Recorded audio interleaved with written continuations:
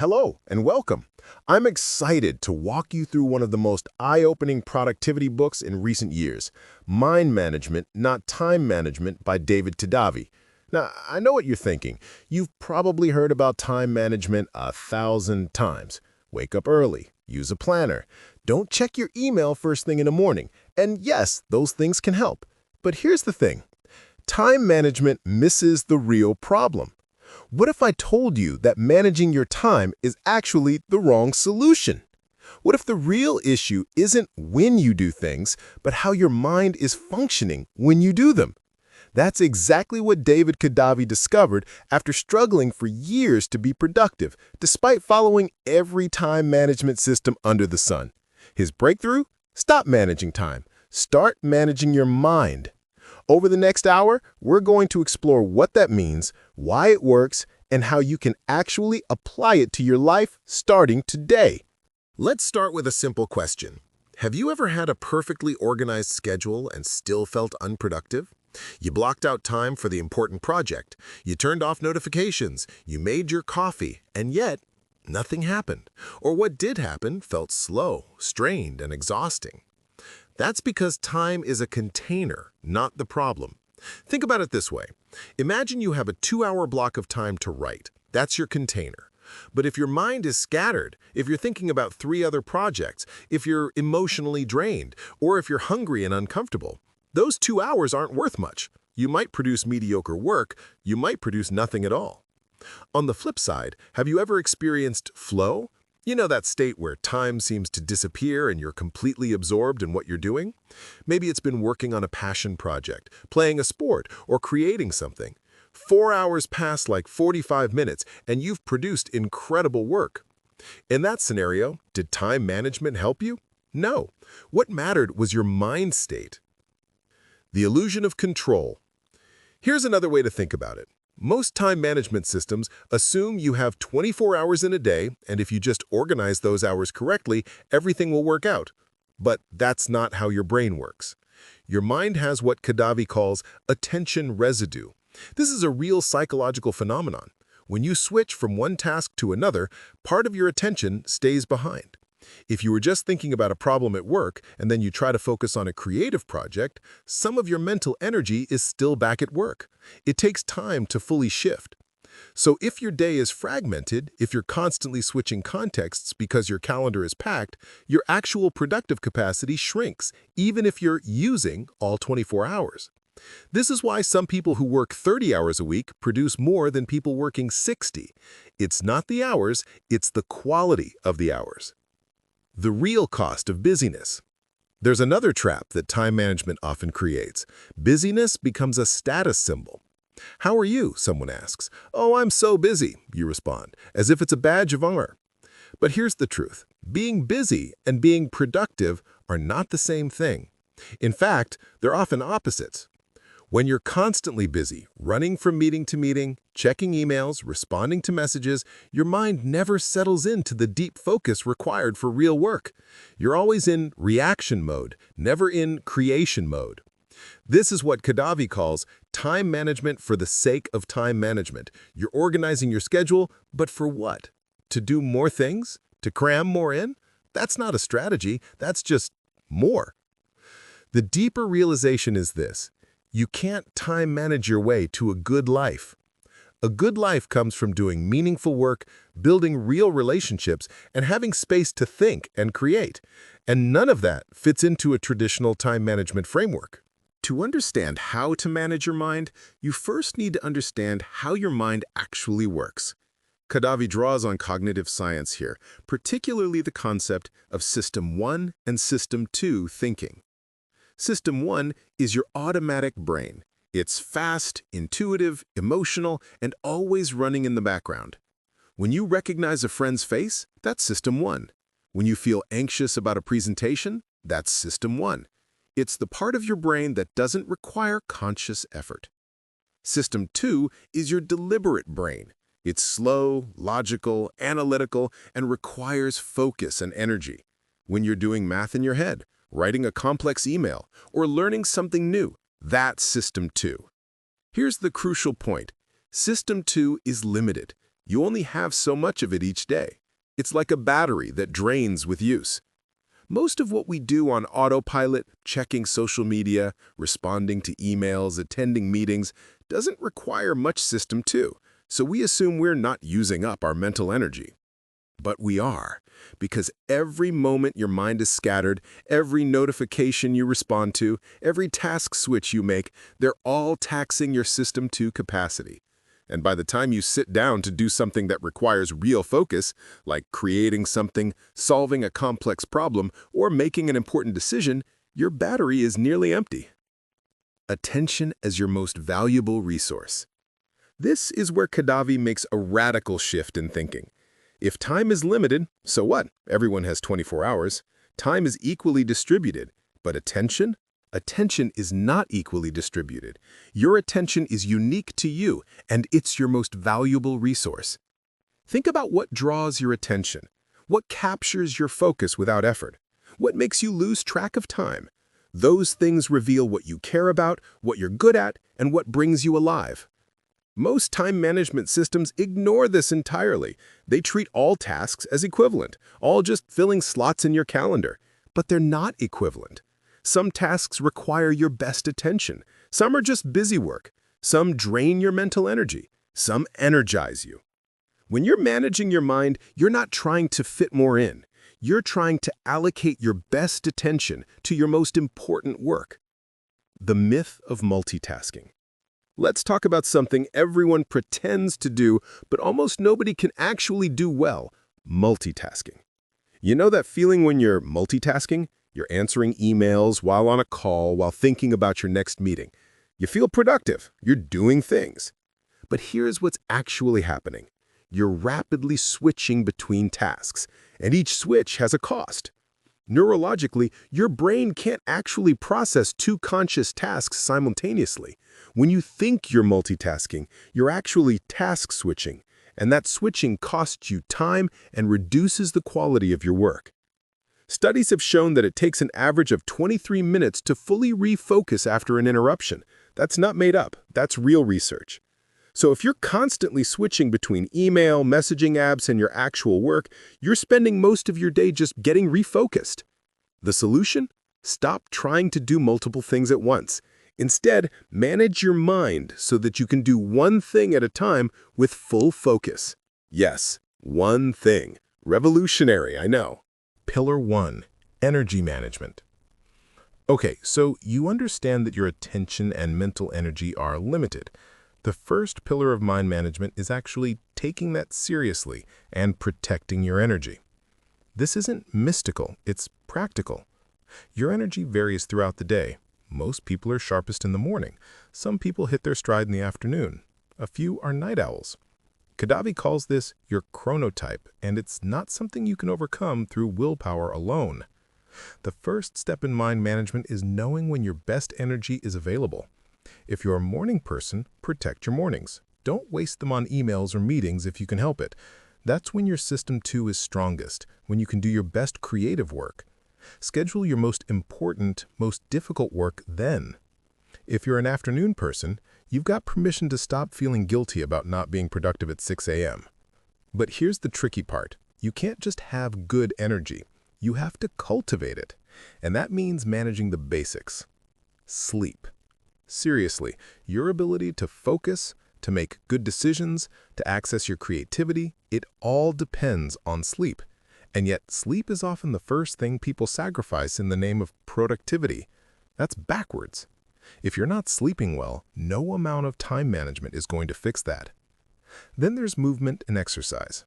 Sitting in front of a computer all day doesn't just make your body stiff, it makes your mind sluggish. Physical exercise literally increases blood flow to your brain and improves focus. Nutrition matters too.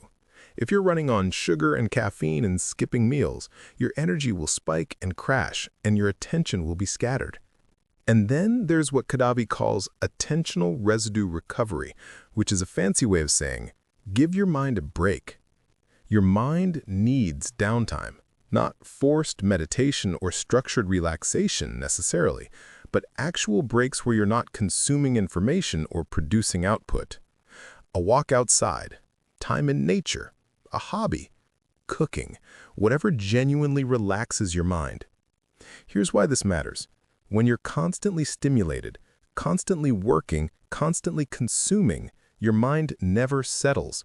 Your default mode network, the part of your brain that does background processing, that makes creative connections, never gets to do its job. So energy management isn't indulgent, it's foundational. Pillar 2. Environmental design. The second pillar is your environment. Here's something Kadavy emphasizes.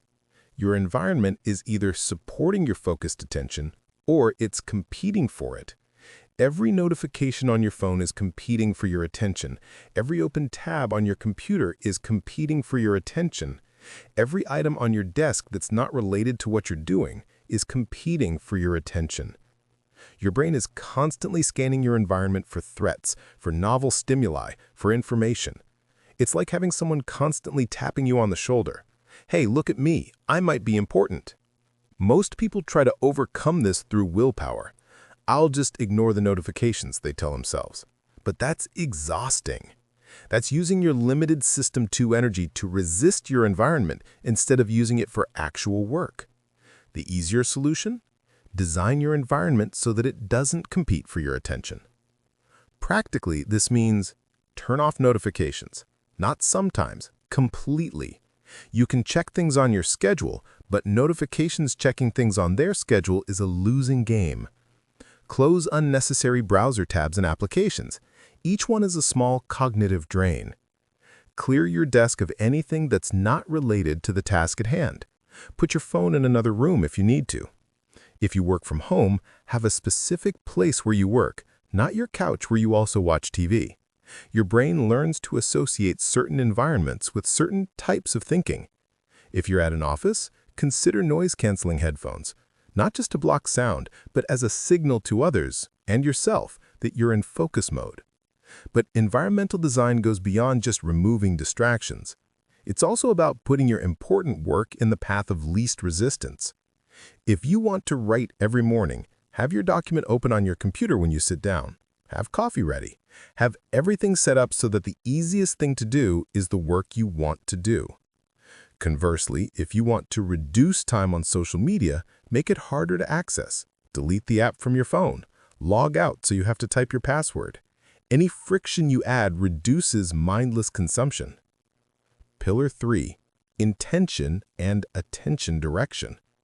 The third pillar is about where you're actually directing your conscious attention. This is where mind management gets more intentional. You can have great energy and a perfect environment, but if your mind is scattered, if you're not clear on what actually matters, you'll still feel unproductive. Kadavy emphasizes something that might sound simple, but is actually profound. You need to know what you're doing and why. Before you sit down to work, before you open your email, before you attend a meeting, what's the intention? What are you trying to accomplish? What would success look like? This is different from a to-do list. A to-do list is a collection of tasks. An intention is clarity about what you're trying to do and why. Here's an example. A task might be respond to emails. But what's the intention? Is it to move important conversations forward? Is it to maintain relationships? Is it to clear your inbox? Those are different intentions, and they lead to different work. When you have a clear intention, something magical happens. Your mind starts naturally filtering. It knows what's relevant and what's not. It can say no to things that don't fit. Without intention, you're just reacting. You're doing whatever lands on your plate, whatever catches your attention, whatever feels urgent. With intention, you're directing your attention deliberately. Kadavy talks about this in terms of attentional capital. You have a certain amount of attention to spend each day. Most people spend it unconsciously on whatever pops up, whatever is loudest, whatever triggers them. But when you get intentional, you get to decide how to spend it.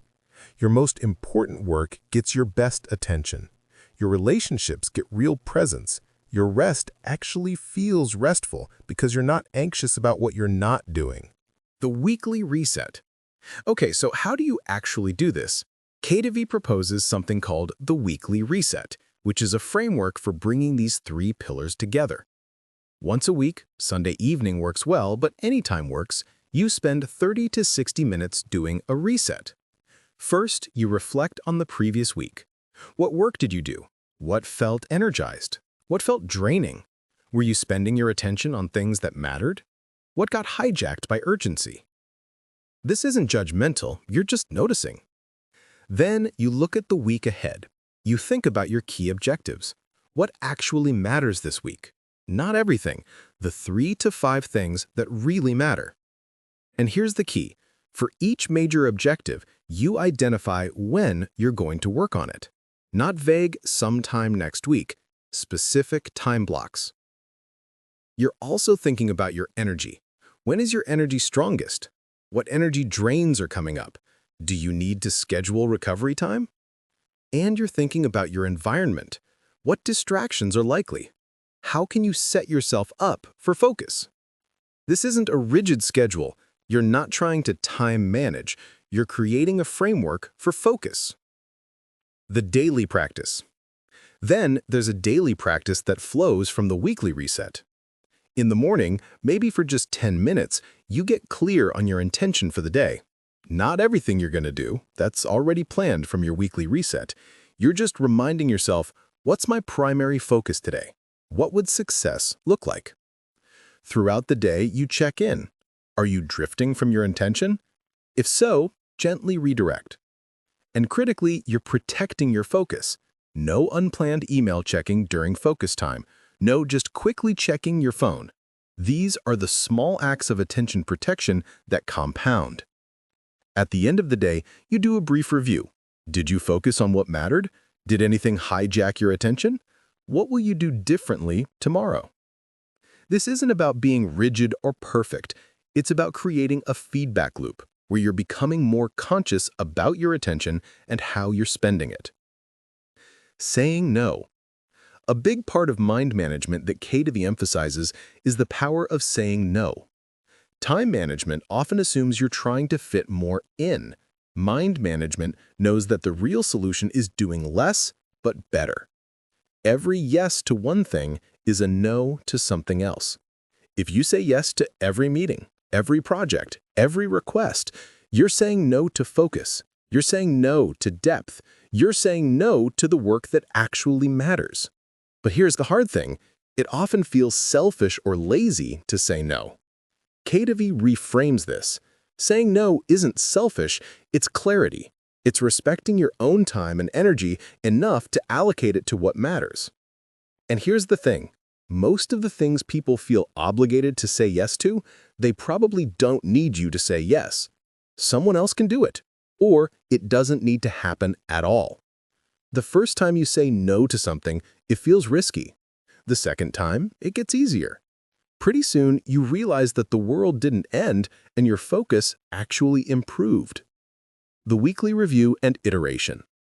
This is important. Mind management isn't a one-time setup. It's iterative.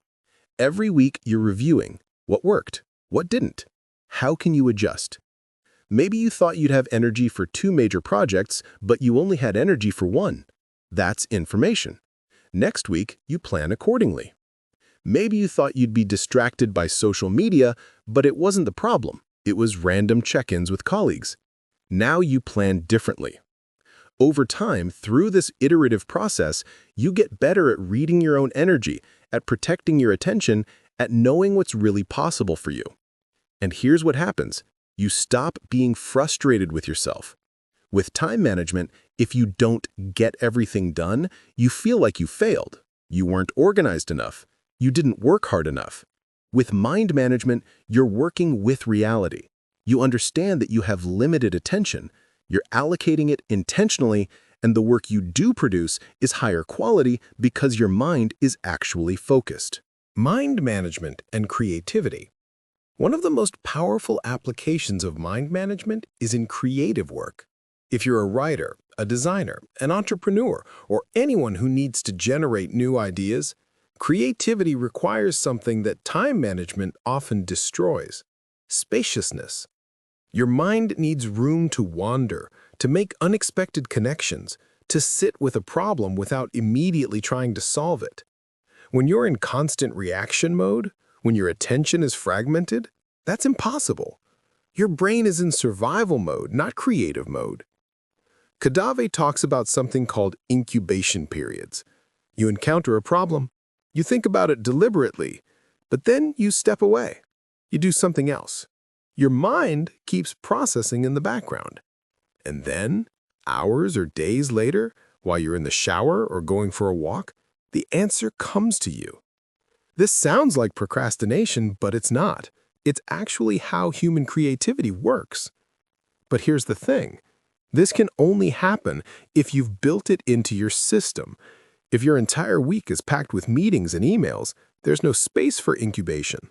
There's no permission to step away from a problem.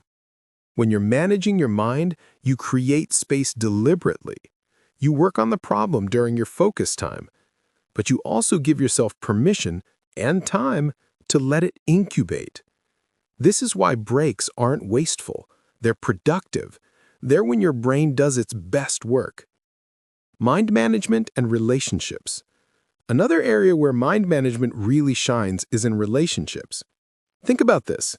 How many relationships are suffering not because you don't care about the person, but because when you're with them, your mind is elsewhere? You're at dinner with someone you love, but you're thinking about work. You're on a call with a friend, but you're checking email. You're with your kids, but you're stressed about everything on your to-do list. The other person feels your divided attention, and it creates distance. When you're managing your mind, you can actually be present. When you're with someone, your attention is with them. Not because you're forcing yourself or performing presence, but because your mind is actually free to be there. This requires planning. It requires protecting certain times as relationship time and actually being off limits during that time. No work, no distractions, just presence. And here's what's interesting.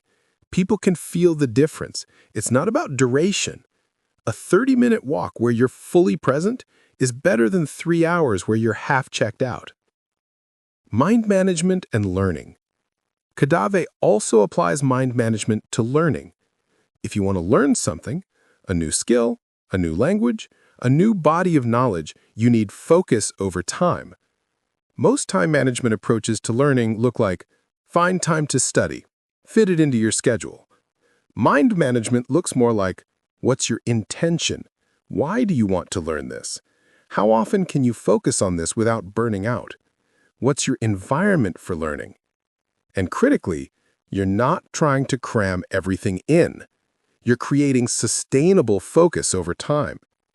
This is why people who study for 30 minutes a day often learn faster than people who cram for 3 hours once a week. The regular focus compounds. Your mind actually integrates the learning. What if your work requires constant interruptions? Now, I can hear some of you thinking, this sounds great, but my job requires constant availability. I'm in customer service, or I'm a manager, or I'm in an on-call role. I can't just block off time and ignore interruptions. Fair point. Kadavy addresses this. Even if your job requires responsiveness, there's still something to manage. It's not the structure, but your relationship to the interruptions. Are you constantly anxious, waiting for the next interruption? Are you half working on things, knowing you'll be interrupted? One approach, batch your responsiveness. Instead of being partially available all the time, be fully available for specific periods. Check and respond to all messages during those windows. During other times, people know you're focused and they don't expect an immediate response. Another approach, distinguish between actual emergencies and what just feels urgent. Most things that feel urgent aren't. A third approach, if your job truly requires constant real-time responsiveness with no break, that's something to acknowledge and potentially address, because some jobs structured that way are incompatible with actual focus or deep work. That's not a personal failure, that's a job design issue. What if you're a parent or caregiver? Another real obstacle. What if your attention is genuinely demanded by children, elderly parents, or others who depend on you? Again, mind management doesn't solve this magically, but it helps. You can't control when your kid needs you, but you can be more intentional about the time you do have. Instead of trying to sneak in work during nap time and being stressed about it, you might decide, nap time is my focus time, and it's precious. I'm going to use it well. You might also realize that trying to do deep work while partially available is actually harder than accepting that this is a season where you're not doing deep work, and that's okay. Or you structure your weeks differently. Maybe Monday through Thursday, you're primarily in caregiver mode. Thursday and Friday, you have focused work time, instead of trying to multitask across all days. The point is, you're making intentional choices about where your attention goes, rather than being pushed around by urgency. What if you're running your own business? If you're an entrepreneur or freelancer, you might think mind management doesn't apply because everything feels urgent and important. But this is actually where it matters most. The businesses that succeed long-term aren't the ones where the founder is always hustling and burned out. They're the ones where the founder protects their focus and energy so they can actually do strategic thinking. When you're managing your mind, you might work fewer hours, but you're doing higher quality work. You're making better decisions. You're more innovative. Yes, there are seasons where you need to hustle, but if it's always hustling, you're not building a sustainable business, you're just building burnout. One more obstacle: what if you're drowning in tools, apps, notifications, and connections? Kadavy's solution here is radical simplification. You probably don't need most of the apps you have. Most of the notifications you receive aren't actually important. Most of the communication channels you're on add noise, not value. What would happen if you deleted some apps? If you turned off most of the notifications? If you checked email on a schedule instead of real time? There's a period of withdrawal. You feel like you might miss something important. You probably won't. And if someone truly needs you, they'll find a way to reach you. Here's something Kadavy emphasizes that goes beyond just being productive.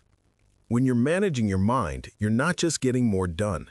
You're reclaiming agency over your own life. Most people feel reactive. Things happen. Urgent tasks pop up. You respond. Days blur together. You reach the end of a week and wonder where it went.